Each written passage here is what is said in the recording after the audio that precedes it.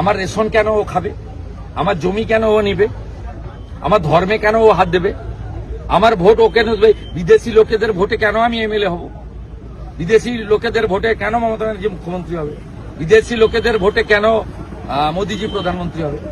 ভারতীয়রা করবে লড়াইটা, ভারতীয়দের সঙ্গে অভারতীয়দের।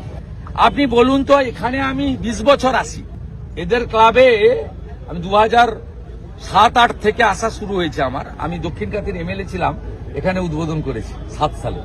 আজকে 25 সাল, 18 বছর। ওই দু একবার যদি করোনাতেও আমি এসেছি, করোনার সময়ও দূরে দূরে করে 4জন 5জন মিলে উদ্বোধন করেছি।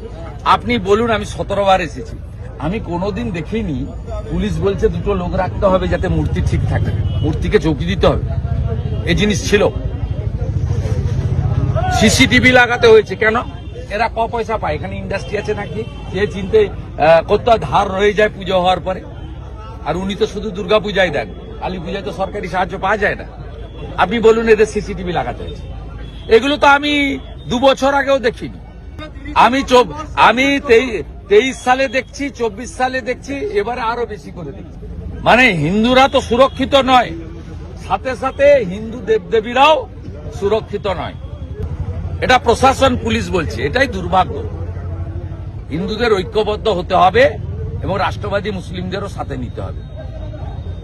আমার একদিকে আমাদের আব্বাস দাঁড়িয়ে আছে, একদিকে মাসুদ দাঁড়িয়ে আছে।